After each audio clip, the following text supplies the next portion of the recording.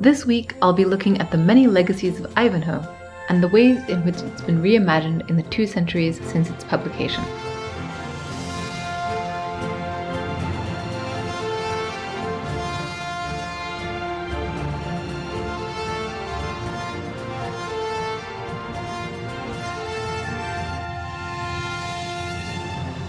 Hello, this is Lucy.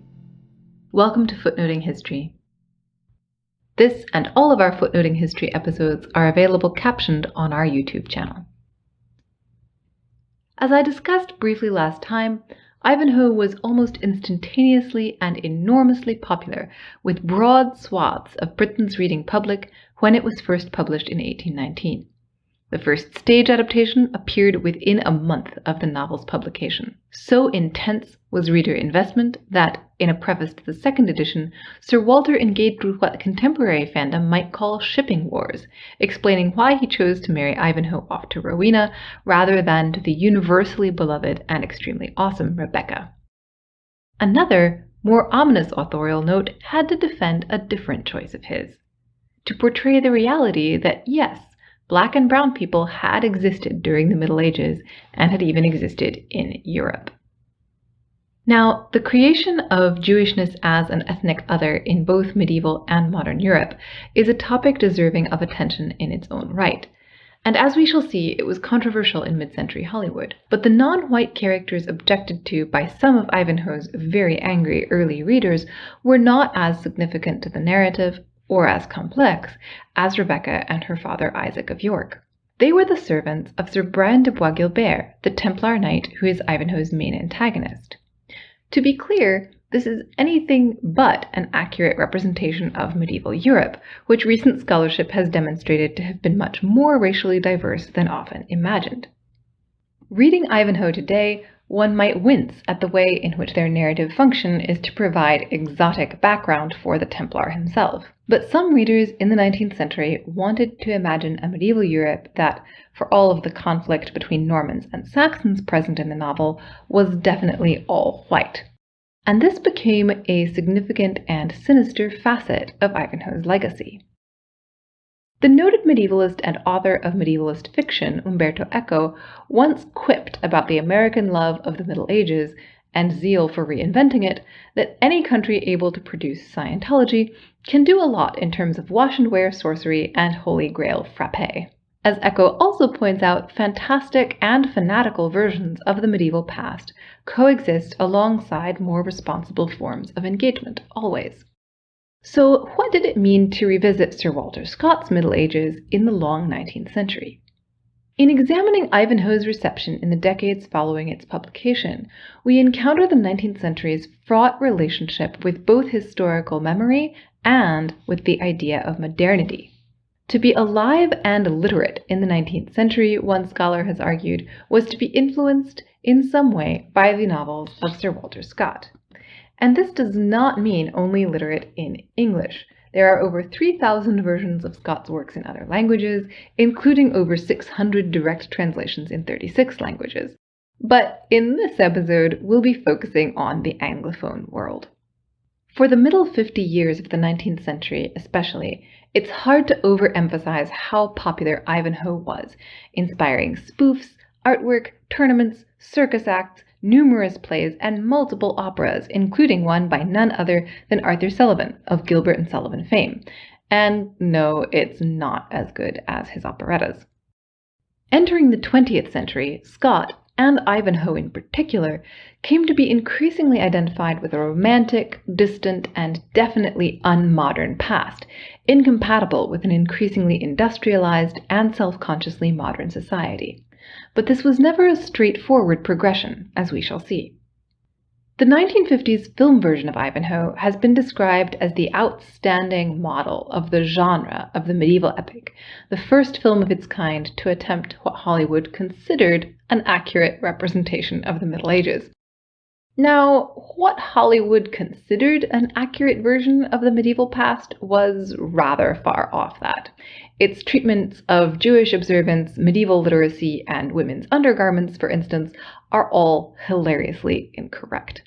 But It was a glorious Technicolor, no expense spared blockbuster, studded with both stars from Hollywood's golden age and a luminously beautiful Elizabeth Taylor, aged 21, as Rebecca.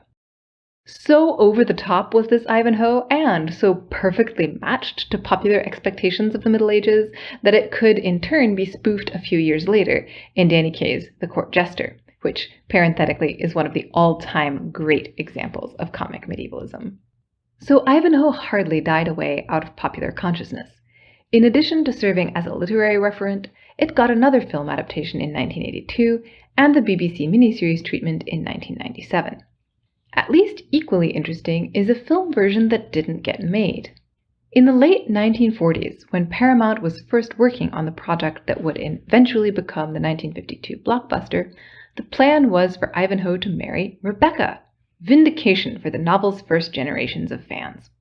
Not only that, but the plan was for Ivanhoe to marry Rebecca in a Jewish ceremony, a pointed statement about reconciliation in the aftermath of World War II. However, and perhaps all too predictably, the studio feared that this anti-racism would be perceived as anti-American, and the film retains Ivanhoe's marriage to Rowena, with significantly less ambiguity and nuance than allowed for by the text of the novel. When they first crossed the Atlantic, Scott's novels were so popular in the US that they led to the development of new book distribution networks. But this was not simply a matter of innocent interest in rollicking historical fun. As Matthew X. Vernon has demonstrated, American white supremacy in the 19th century was frequently linked to constructions of the medieval past. And Ivanhoe was, of course, an iconic example of this romantic medievalism. Mark Twain, writing in the 1880s, mocked Ivanhoe for its, quote, sham grandeurs and sham chivalries of a brainless and worthless, long-vanished society, unquote. Ouch. More seriously, Twain accused Sir Walter Scott of starting the Civil War. Wait, what? Yes. The self-perception of white elites in the antebellum American South was unapologetically one of a chivalric gallantry that claimed continuities with the medieval European past, rather than, say, the enslavement of black people and displacement of indigenous tribes in the US. And so, for Mark Twain, this delusional, Walter Scott-addled sense of identity and history led inexorably to secession and to war.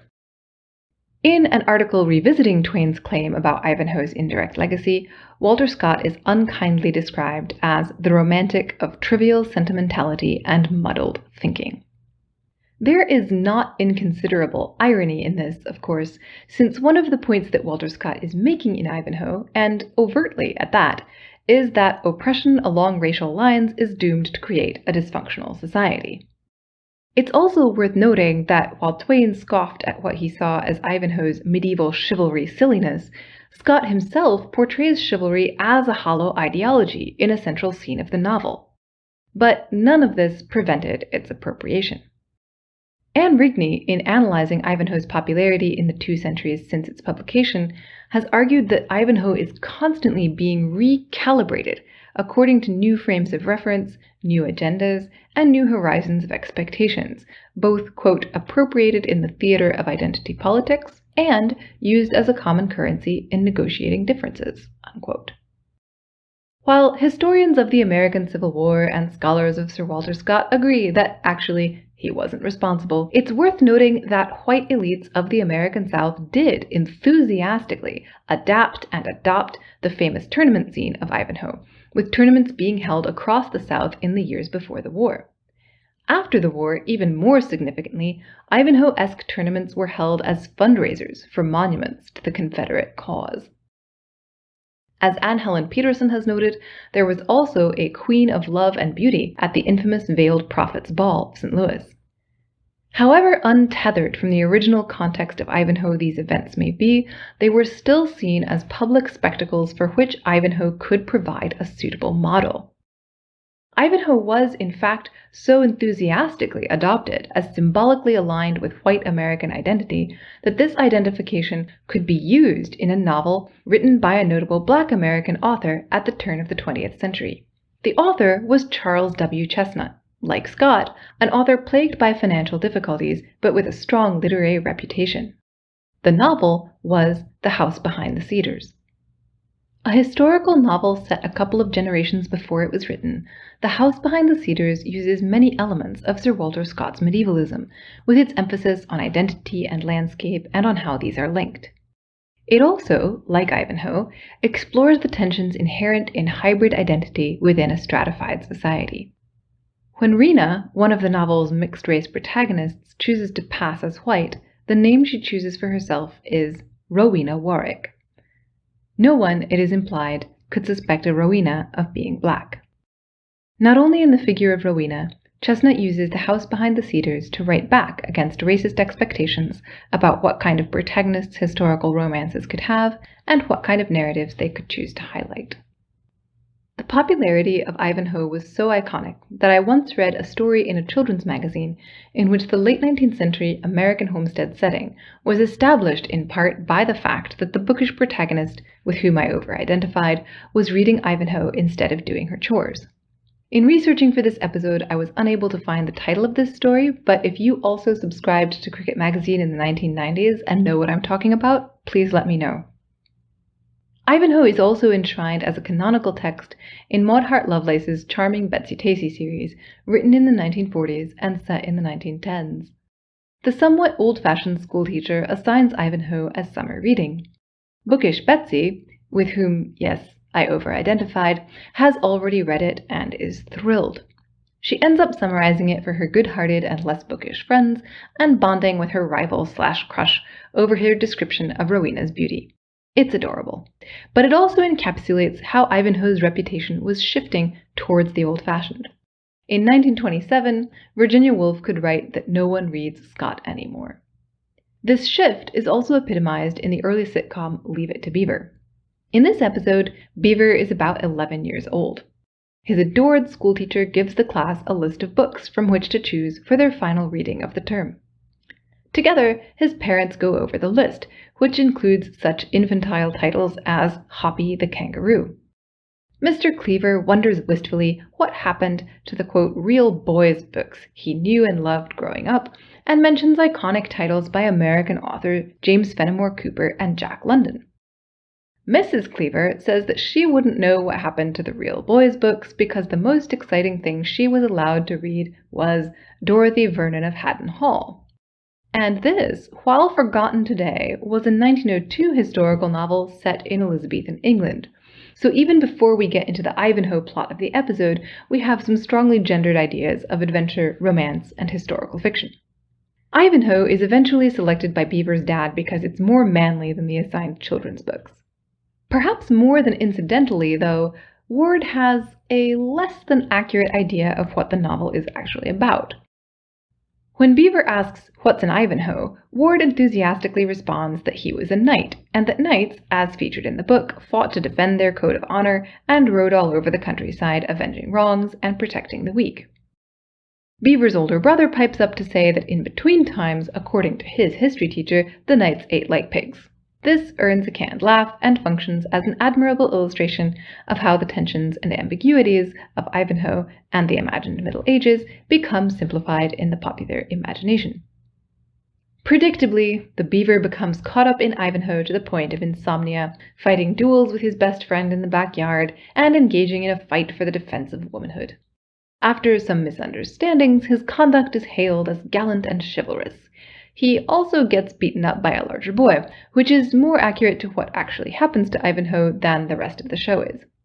While Beaver claims that Ivanhoe spent all his time saving girls and rescuing ladies, Ivanhoe in fact does not do that. He does turn up to fight to the death in a trial by ordeal on Rebecca's behalf, it's true. But this does not happen until the end of the book, for one thing, and for another, he ends up not having to fight, which is a good thing as he's still convalescent. But by 1960, the narrative of Ivanhoe mattered less than a simplified version of its Middle Ages, and the compatibility of that Middle Ages with an idealized version of white American suburbia and its gender roles. Beaver eventually concludes that the only way to have fun in the olden days is to read about it. Ivanhoe's popularity and iconic status was of course dependent in no small way on the ways in which the novel was imagined and reimagined, reenacted and reused.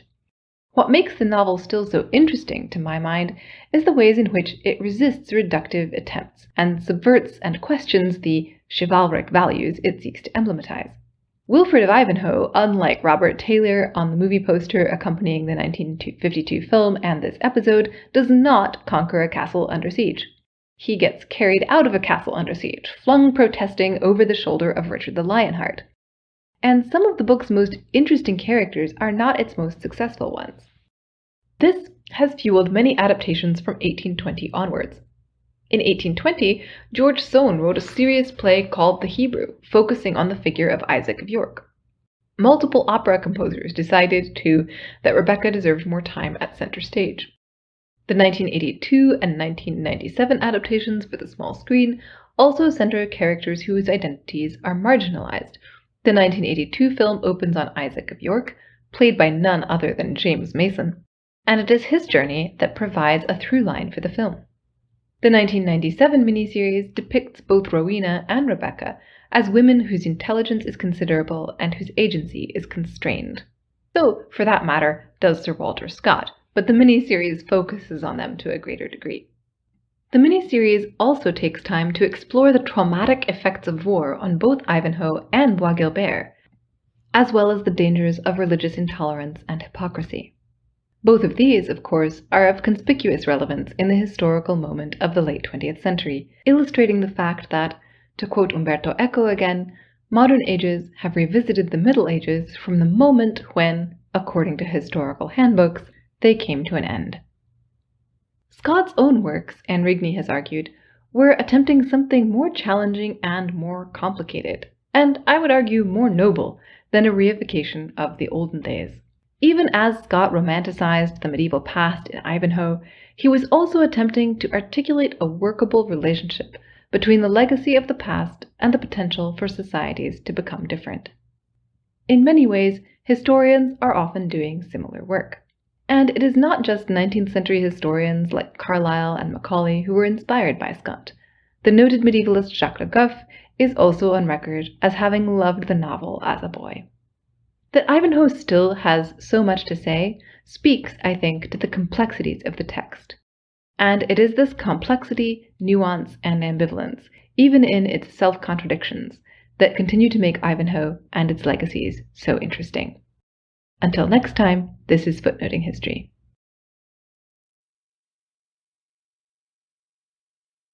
Don't forget that all of our episodes are now on YouTube, complete with closed captions. Please go visit our channel, like our videos, and subscribe if you love it. If you'd like to interact with us, we're on Twitter as @HistoryFootnote, or Facebook, Instagram, and Pinterest as @FootnotingHistory. We'd love to hear from you, and remember, the best stories are always in the footnotes.